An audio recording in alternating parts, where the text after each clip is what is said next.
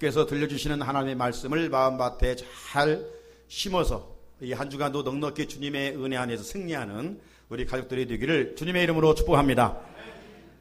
언젠가부터 우리가 듣는 말 중에 초유의 사태다, 이런 말을 듣게 됩니다. 초유의 사태. 여러분, 초유란 말이 뭡니까? 처음 초자 있을 자죠. 처음 있는 일을 가리켜서 초유라고 이야기합니다. 근래 어떤 초유 사태가 있었습니까? 현직 부장판사가 구속되는, 그죠? 이제 직에서 물러나서 나중에 비로 구속이 되는 것이 아니라 현직의 부장판사가 구속되는 초유의 사태가 있었다라고 뉴스는 보도했습니다. 뿐만 아니라 근래 정치권에 보게 되면 초유의 사태가 많이 있었어요. 국회의장이 편파적인 국회 운영을 한다고 해서 여당이 국회의장을 사법기관에 고발하는 그런 초유의 사태가 일어나기도 했습니다. 이제까지는 야당 대표가 어떤 정치적 목적을 달성하기 위해서 단식 투쟁을 하고 어떤 그런 대모적인 성격을 가지고 행동하지 않았습니까? 그런데 지난달 26일에 집권당 대표가 단식 농성을 벌이는 초유의 사태가 발생이 되었어요. 더 웃지 못할 일은 여당 국회의원들이 같은 당 소속이었던 국회의 국방위원장을 감금시키는, 다른 야당이 여당을, 여당이 야당을 감금시키는 것이 아니라 여당 의원이 여당 의원을 감금시키는, 국방위원회 김영우 의원이 위원장인지라 그걸 하지 못하도록 같은 당, 같은 그 의원들이 감금을 시켜놓았어요. 이런 것들이 초유의 사태라, 그렇게 보도하고 있습니다. 참으로 안타까운 우리 정치권의 모습이 아닐 수가 없어요. 우리가 2주간 새벽을 깨워 나라와 민족을 위해서 계속 기도했습니다마는 우리가 이 나라 정치의 안정을 위해서 국민에게 희망을 주는 섬기라고 일꾼으로 세워놓은 저들이 자기 양심에 부끄러움이 없이 소신적으로 잘 일하는 좋은 일꾼이 될 수 있도록 우리는 끊임없이 일할 수 있어야 됩니다. 기도할 수 있어야 합니다. 우리는 지금 여호수아의 그 말씀을 통해서 이 여호수아 군대, 이스라엘 군대가 여리고를 통해서 지금 가나안 땅을 하나하나 정복해가고 있는 그런 모습을 살펴보고 있습니다. 그 중에 이 여리고 초입에 자리 잡고 있었던 여리고성의 정복은 그야말로 초유의 사태가 아닐 수가 없어요. 왜 그렇게 판단할 수 있는가? 이제껏 이스라엘 백성들이 출애굽한 후로 많은 나라들과 싸웠습니다. 그리고 싸워서 승리를 했습니다. 예를 들어서 바로왕과 싸워서 출애굽을 했습니다. 광야를 지나다가 아말렉과 싸워 승리를 했습니다. 요단 동편의 바산 왕과 싸워서 승리를 했습니다. 아모리 왕과 싸워서 승리를 했습니다. 다 싸워서 승리를 했어요. 물론 여기에는 배후에 하나님의 돌보심의 은혜가 있었던 것을 부정할 수가 없지요. 하지만 여리고성의 정복은 우리가 그동안 살펴본 것처럼 싸워서 전쟁을 해서 정복한 것이 아닙니다. 어떻게 해서 그 성이 무너졌습니까? 하나님께서 여호수아로 하여금 그 백성들로 하여금 그 여리고 성벽을 6일 동안 한 바퀴씩, 마지막 7째 날은 7바퀴를 돌아라, 총 13바퀴를 돌아라, 전쟁과는 아무 상관없는 하나님의 명령이 그 백성들에게 떨어졌을 때, 그들이 그대로 순종했을 때 싸우지도 않고 여리고성이 멸망을 하게 됐던 것을 성경은 보여주고 있습니다. 이런 승리는 역사의 현장에서 전무후무한 일이 아니겠어요? 자, 그렇다면 어떻게 해서 그토록 강한 여리고성이 무너졌을까 하는 궁금증이 말씀을 준비하면서 생각을 해봤어요. 물론 성경은 분명하게 하나님 말씀대로 백성들이 7일 동안 13바퀴를 돌았으니까 무너졌다라고 이야기해요. 여러분, 돈다고 성이 무너집니까? 이해할 수 없잖아요. 그러면서 이런 생각을 해봤어요. 이것은 이스라엘 백성들에게 어떤 신앙적 교훈을 주기 위해서 신앙 공동체 안에서 만들어진 이야기가 구전으로 내려온 이야기는 아닌가. 네? 믿지 않은 사람들은 오병이어 보리떡 5개 물고기 2마리 5,000명을 먹인 사건, 그것 지어낸 이야기지 어떻게 역사적인 사건이냐. 그들은 그렇게 반문하잖아요. 하나님을 믿지 않으니까. 아니, 목사가 설교를 준비하면서 여기에 한번 반문을 해봤어요. 도대체 성을 돈다고 성이 무너질까? 네? 아니면 정말로 실제적인 역사적 사건일까? 그래서 이 책 저 책을 한번 찾아봤어요. 이제 이 성지, 우리가 말하고 있는 이스라엘, 여기에 정말 구약의 수천 년의 역사와 예수님의 시대의 역사가 거기에 있잖아요. 그냥 땅을 잘라보면 시대마다 그 역사가 존재하고 있는 것을 보게 됩니다. 수많은 전쟁에 의해서 아픔을 갖고 있는 역사가 이스라엘 역사예요. 그러니까 그들은 좀 하루라도 좀 평안하게 살면 좋겠다 해서 그들의 인사가 뭡니까? 샬롬입니다. 샬롬. 우리는 굶주리 입고 살다가 좀 먹고 좀 배불렀으면 좋겠다고 해서 진지 드셨습니까? 우리 인사는 그러잖아요. 먹었느냐 인사잖아요. 못 먹었으니까. 그래, 저들은 강대국 사이에 있어요. 이집트 남쪽에 있죠. 북쪽에 아스루, 바벨론이 있죠. 이들이 강대국끼리 싸우려면 그 다리와 같은 역할이 이 이스라엘입니다. 작은 나라예요. 여기를 누가 먼저 짓밟느냐에 따라서 승패가 좌우되기 때문에 이스라엘은 그냥 고래싸움에서 덩 터지는 것이죠. 자, 이런 가운데 지금도 그 역사적 사건의 현장 것을 깊이 연구하는 사람들이 있어요. 그들을 우리는 가리켜서 성서고고학자들이라고 이야기합니다. 이 성서고고학자들 중에 특별히 여리고성을 깊게 연구하는 학자들이 있습니다. 그 학자들이 누구냐면 가스탄과 캐논이라고 하는 교수예요. 이 가스탄 교수와 캐논 교수가 여리고성을 계속 발굴했어요. 도대체 이 성이 어떤 성이었으며 도대체 어떻게 해서 무너졌는가? 정말 성경의 말씀이 사실인가? 연구하여 몇 차례 발표한 내용들이 있어서 글을 읽어봤는데 결론은 이거예요. 여리고성의 몰락 원인은 지진 등으로 인한 큰 진동이 있었다. 큰 진동에 의해서 여리고성이 멸망을 당하겠다. 이런 결론을 내리고 있어요. 그러니까 여리고성의 멸망, 이 사건은 어떤 픽션, 이스라엘 공동체가 만들어낸 꾸며낸 이야기가 아니라 고고학자들의 뒷받침되는 근거의 말씀과 성경적인 말씀이 맥을 같이 하고 있다. 역사적 사건이었다. 이 말씀이죠. 사랑하는 성도님 여러분, 지금 지구촌은 지각변동으로 곳곳에서 지진이 일어나고 있어요. 그동안 우리나라는 그래도 지진의 안전지대라고 말해왔잖아요. 우리 그렇게 또 생각해 왔잖아요. 이웃 일본과는 정말 하늘과 땅만큼 다른 지형으로 알고 있었잖아요.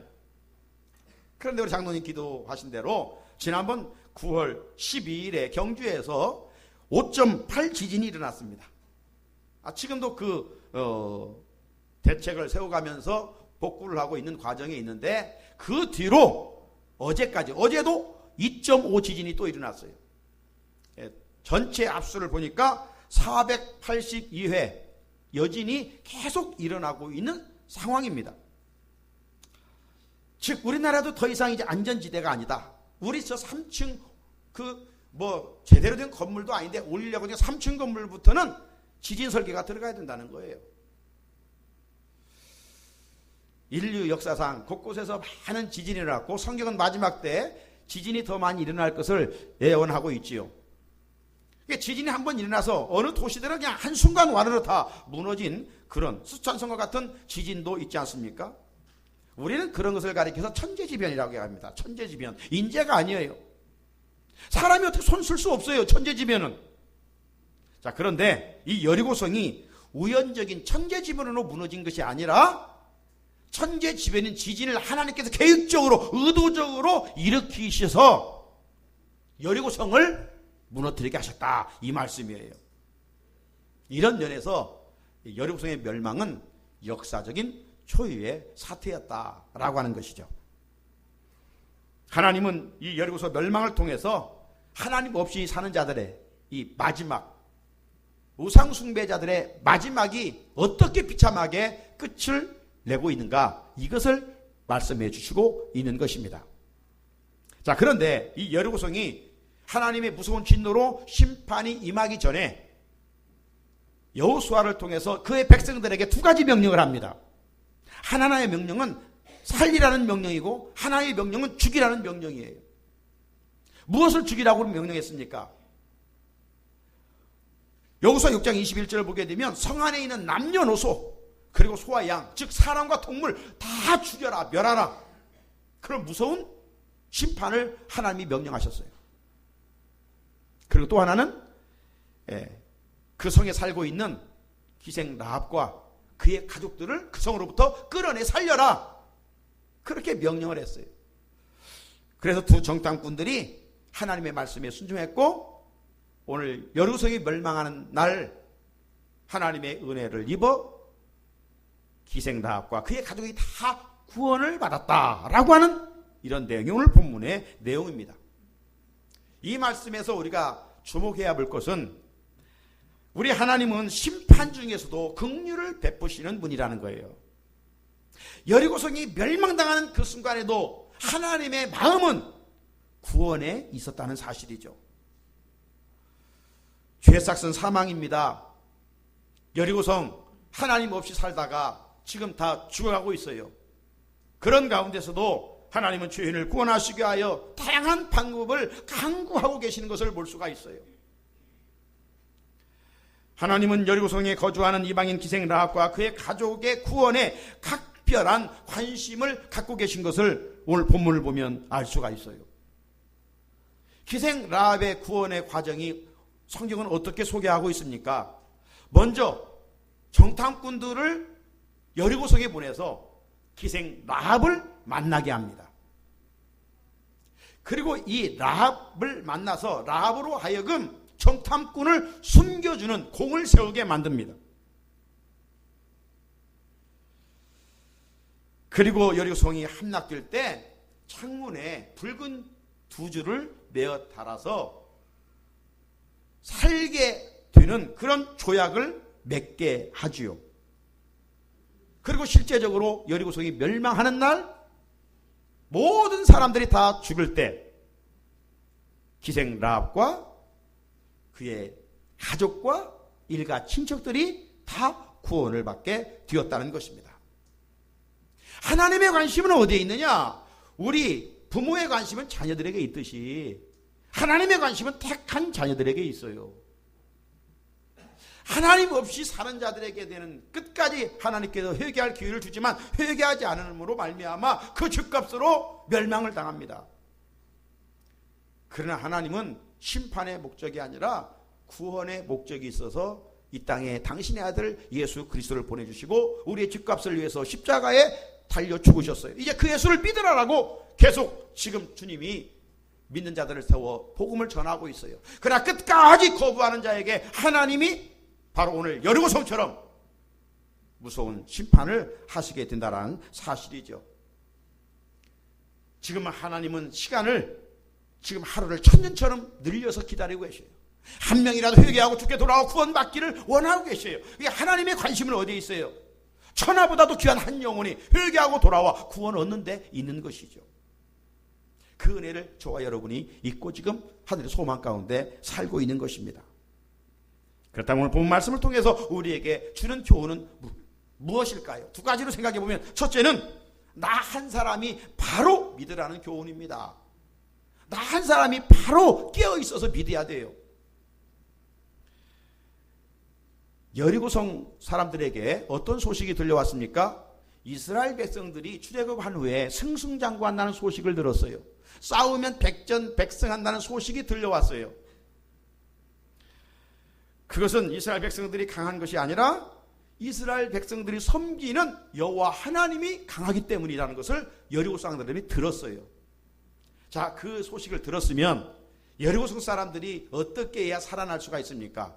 그래, 우리가 믿는 신보다 이스라엘 백성들이 섬기는 신이 위대하니까 우리가 믿는 신 바알과 아세라를 버리고 회개하고 하나님을 섬기자, 이렇게 됐어야 되는데 저들이 소식만 들었지 하나님을 섬기지를 않았어요.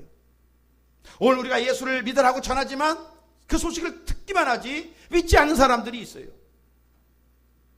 그런데 그 와중에 믿는 사람들이 있어요. 여리고성에서 그렇게 다 믿지 않았을 때 유독 한 사람, 기생천한 신분이었던 라합이, 맞아, 우리가 믿는 신보다도, 내가 믿는 신보다도 이스라엘 백성들이 섬기는 신이 위대한 신이야. 이제 그 백성들이 우리 여리고성을 점령하게 되면 우리는 멸망하게 될 텐데 이제껏 내가 섬기는 신을 버리고 이제 내가 그 신을 섬겨야지, 그 여호와 하나님을 섬겨야지 결단하고 이방 땅에 살고 있었던 기생 라합이 하나님을 섬기게 됐던 거예요.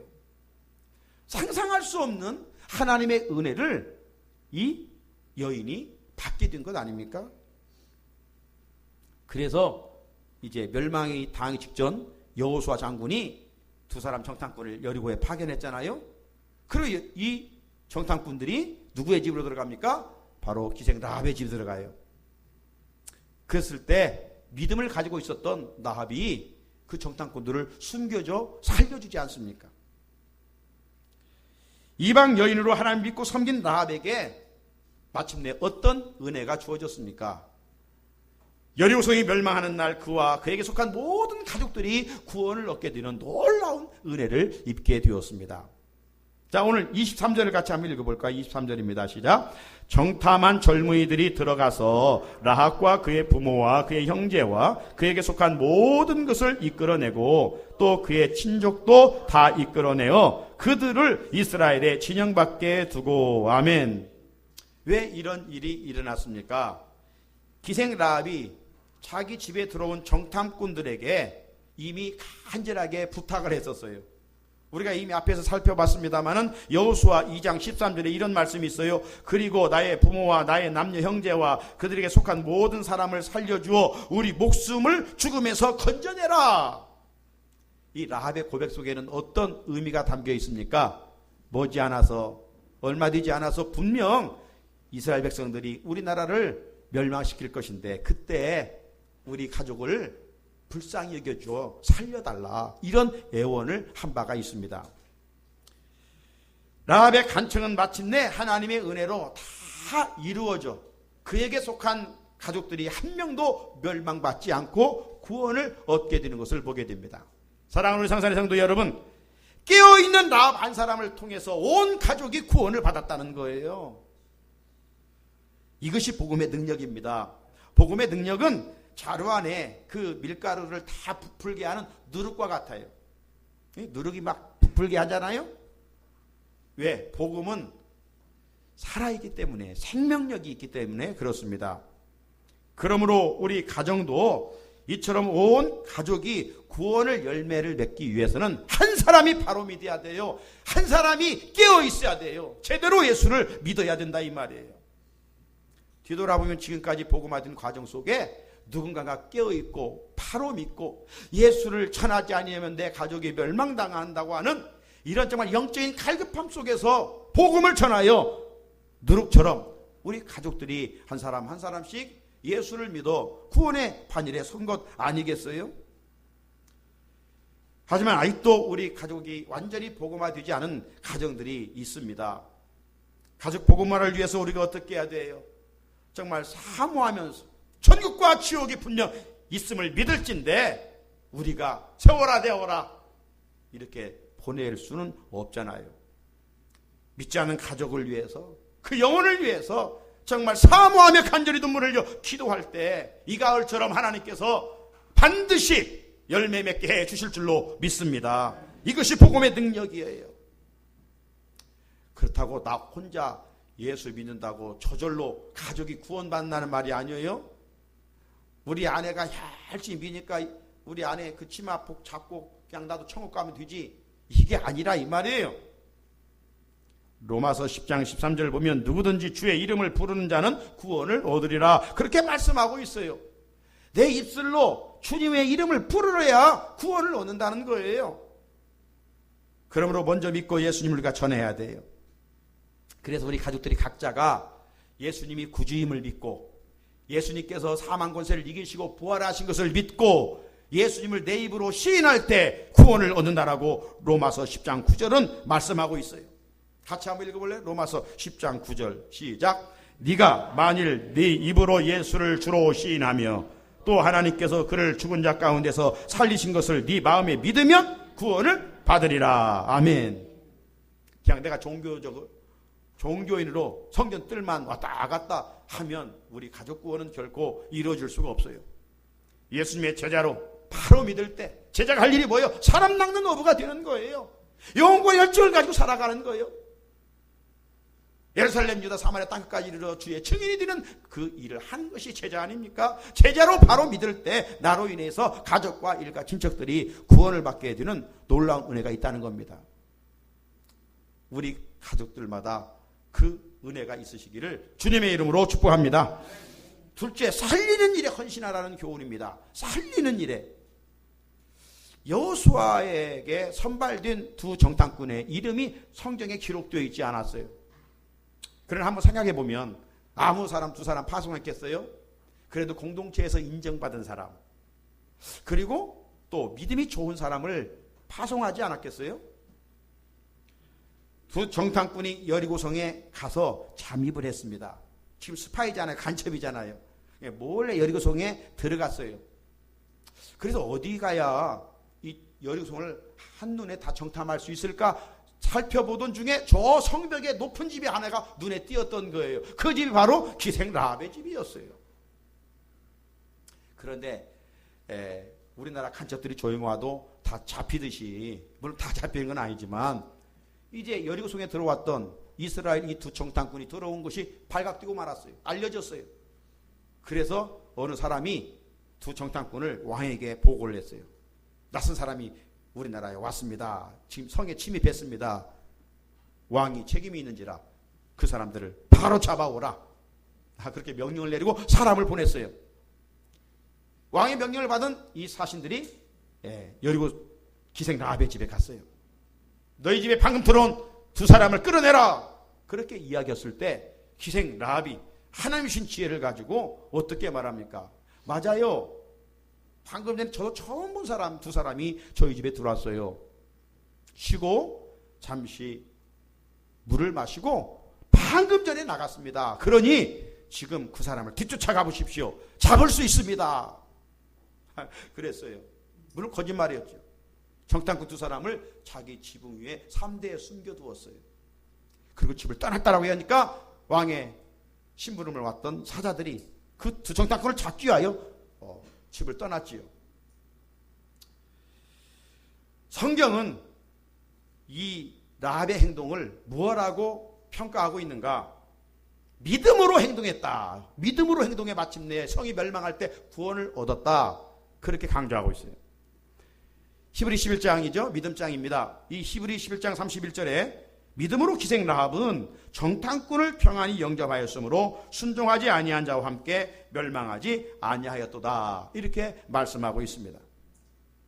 오늘 25절도 보면 라합이 왜 구원을 받았는지 그 이유를 설명하고 있는데요. 여호수아가 기생 라합과 그의 아버지의 가족과 그에게 속한 모든 것을 살렸으므로 그가 오늘까지 이스라엘 중에 거주하였으니 이는 여호수아가 여리고를 정탐하려고 보낸 사자들을 숨겼음이라. 왜 멸망하는 날 기생 라합이 살았다고 결정적인 그 이유가 뭐예요? 믿음으로 그 정탐꾼들을, 하나님의 사람들을 숨겨주었기 때문이었어요. 여러분 얼마든지 그 정탐꾼 신고했으면 포상금도 받고 아마 잘 먹고 잘 살 수 있는 길이 라합에게 있었을 것입니다. 하지만 라합은 정탐꾼들을 숨겨주고 죽을 위기에 있던 그들을 살려냈어요. 심는 대로 거둔다는 법칙을 우리는 잘 알고 있습니다. 마침내 라합은 죽을 위기에 있던 사람들을 살려주었기 때문에 자기가 죽을 위기에서 살아난 거예요. 사랑하는 성산의 성도 여러분, 여리고 왕은 사람을 보내 정탐꾼을 찾아 죽이려고 했어요. 죽이는데 지금 힘을 쏟고 있어요. 그런데 기생천한 신분이었지만 라합은 하나님을 믿기로 작정한 이상 사람을 죽이는 일에 힘을 쏟는 것이 아니라 사람을 살리는 일에 열심을 내고 있어요. 그 결과 여리고성이 멸망당하는 날 어떤 일이 일어납니까? 사람을 죽이려고 했던 여리고성 왕과 그 사신들과 백성들은 다 여호수아의 칼날로 죽었어요. 하지만 사람을 살려냈던 기생 라합은 살아났어요. 어떤 교훈을 주고 있습니까? 심는 대로 거두게 하는 하나님의 법칙이죠. 심는 대로 거두게 하는 하나님의 법칙. 갈라디아 6장 8절입니다. 자기 육체를 위하여 심는 자는 육체로부터 썩어질 것을 거두고 성령을 위하여 심는 자는 성령으로부터 영생을 거두리라. 육체란 뭡니까? 썩어질 것을 말하는 겁니다. 땅에 관심을 두고 살면, 하나님 없이 살면, 이 땅이 전부인 것처럼 살면 마지막 날 하나님의 심판을 피할 수가 없다는 것이죠. 그리스도인들은 그러므로 성령을 위하여 심고 영생을 거두는 존재입니다. 그러기 위해서 우리가 심어야 할 썩지 아니할 씨는 무엇입니까? 주님께서 항상 있어야 할 세 가지를 말씀했어요. 믿음의 씨, 소망의 씨, 사랑의 씨를 심어야 돼요. 그러면 나도 살고 공동체도 살고 가족도 살아납니다. 그러나 심지 아니할 죽는 씨가 뭡니까? 미움과 시기와 질투와 증오와 다툼과 싸움과 이간질, 이런 것들은 자신을 죽이고 공동체를 허물게 되어 있는 것이죠. 그렇다면 믿음을 소유한 우리들이 무엇을 심고 무엇을 거둬야 될 것인가? 답은 분명합니다. 사랑하는 성도 여러분, 지난날 농부들이 봄이 되어 전답에 씨를 뿌려 뜨거운 여름 태양빛에 열심히 가꾸었다가 지금 가을에 거두고 있습니다. 추수하고 있습니다. 심으면 심는 대로 거두게 되어 있는 거예요. 썩을 양식을 위하여 심는 자는 마침내 심판에 이르게 되고 썩지 아니할 성령을 통해서 심는 자는 영생을 거둔다고 말씀하고 있습니다. 하나님은 오늘 천한 신분이었던 기생 라합을 통해서 우리들이 무엇을 심기를 원하고 계십니까? 다른 것이 아니라 깨어있는 믿음, 바른 믿음의 삶을 심을 것을 원하고 계십니다. 대인관계 속에서 죽이는 것을 심지 말고 살리는 일을 심기를 원하고 계십니다. 무엇보다도 죽어가는 영혼, 한 생명이 온천하보다도 귀하다고 하는데 이 추수의 열매에 우리 성산의 성도들로 하여금 영혼 구원의 열매를 맺기를 하나님이 원하고 계십니다. 하나님의 기대를 충족시켜 드릴 수 있는 우리 모두가 될 수 있기를 주님의 이름으로 축복합니다. 같이 주신 말씀 붙들고 기도드리겠습니다. 거룩하신 하나님 아버지 감사합니다. 하나님의 말씀 앞에 마음에 무릎을 꿇고 겸손히 주의 말씀 듣게 해주시니 진심으로 감사합니다.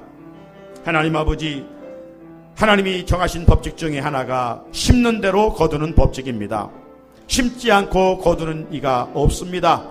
많이 심으면 많이 거두고 적게 심으면 적게 거둡니다. 우리 격언에 팥 심은 데 팥이 나고 콩 심은 데 콩이 난다고 그랬습니다. 하나님은 우리에게 말씀합니다.